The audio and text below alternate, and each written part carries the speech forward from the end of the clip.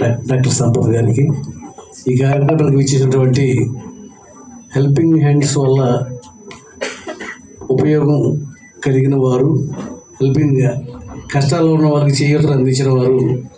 ఇక్కడ సంతోషం ఏంటంటే మగవాళ్ళకి తీసిపోకుండా ఆడవాళ్ళు కూడా సేవాభావంలో అందరితో సమానంగా ఉన్నారు. దానికి అభినందిస్తూ ఉన్నాను. ఎందుకంటే ఆడవాళ్ళు ఇంటి నుంచి బయటికి రావడానికి సామాన్యంగా ఇబ్బంది పడతారు, ఆర్థికంగా కూడా పెద్ద స్తోమత ఉండదు. కానీ సేవాభావంలో మాత్రం ఎవరికి తీసుకోకుండా అందరికన్నా కూడా ముందంజలో ఉన్నందుకు మహిళల్ని హృదయపూర్వకంగా అభినందిస్తున్నాము.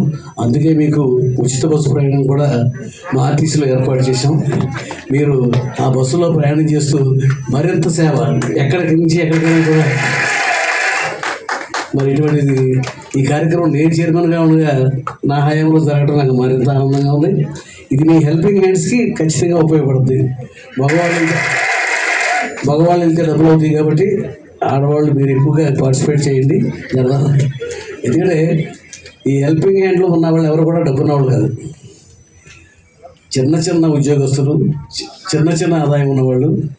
మనసు మాత్రం పెద్దది. మీ దగ్గర మనసు మాత్రం చాలా పెద్దది.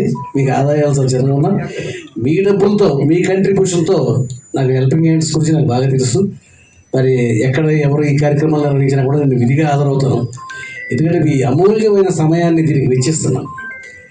ఇవాళ చాలామంది టైం కేటాయించమంటే టైం లేదు అంటారు. ఇవాళ మీకు చాలా వాల్యుబుల్ టైంని దీనికి కేటాయించి సేవాభావంలో మీరు ఒక రకమైన సంతృప్తిని, ఆనందాన్ని పొందుతున్నారు. మరి చాలామంది ఆనందాల కోసం, సంతృప్తి కోసం రకరకాల వక్ర మార్గాలు పోతారు.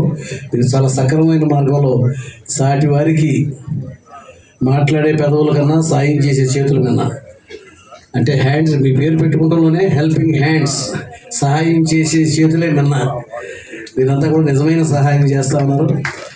దీనికి మనసు ఉండాలి తప్ప ఆర్థిక స్తోమత అక్కర్లా. చాలామంది దగ్గర చాలా డబ్బు ఉంటుంది, వాళ్ళకి మనసు ఉండదు. మీ దగ్గర విలువైన మనసు ఉంది, ఉన్నతమైన మనసు ఉంది. మీరు బ్లడ్ క్యాంపులు కానీ, లేకపోతే పేదవారికి భోజన సదుపాయాలు కలిగించడంలో కానీ, ఇంకా మా ఏరియాలో ఇంకా ఎక్కడైనా ఫంక్షన్స్ జరిగితే ఆ ఫంక్షన్ దగ్గరికి వెళ్ళి మీ దగ్గర మిగిలిపోయిన ఆహార పదార్థాలన్నీ కూడా మాకు అవి ఇవ్వండి, మేము తీసుకెళ్ళి పేదవారికి అప్పచెప్తామని చెప్పి అనాథ శరణాలయాలకి, హాస్టల్స్కి ఎవరైతే భోజనానికి ఇబ్బంది పడతారో వాళ్ళకి మంచి పసందైన విందు భోజనం, మరి బాగా డబ్బున్న వాళ్ళు రకరకాలుగా ఆ భోజనం రోజు మనం చేయడం, అంటే వేస్ట్ కాకుండా మీకు చేతనైన మార్గాలు, మరి అన్ని మార్గాలు అవలంబిస్తూ ఇవాళ రోజున 9వ సంవత్సరం చేరుకున్నారు. నేను సమయానికి రాగలుగుతానో రాలేను అని చెప్పి నేను చాలా ఆందోళన పడ్డా. ఆ ఫంక్షన్ మధ్యలో నుంచి వదిలేస్తే వాళ్ళకి బాధ, ఇక్కడికి రావాలని నా కోరిక. వాళ్ళని గట్టిగా ఒత్తిడి పెట్టి పర్మిషన్ తీసుకుని వచ్చాను. సమయానికి కరెక్ట్గా రాగలిగాను, అందరినీ కూడా కలుసుకోగలిగాను. మీరు చేసే ఏ కార్యక్రమానికైనా మీకు అన్నదండలుగా నేను ఉంటాను. మీరు ఎప్పుడు ఏ కార్యక్రమానికి వచ్చినా కూడా తప్పనిసరిగా వచ్చి మీకు చేదుడు వాదుడుగా మీకు నేనున్నాను అనే ధైర్యాన్ని, ధీమాన్ని ఇప్పుడు కూడా ఇస్తాను. మరి ఈ కార్యక్రమం కొనసాగిస్తున్నటువంటి మన శివకృష్ణకి, మరి వారి యొక్క మిత్ర బృందానికి అందరికీ కూడా హృదయపూర్వక అభినందనలు తెలుపుతూ మీ అందరి దగ్గర సెలవు తీసుకున్నాను. ధన్యవాదాలు.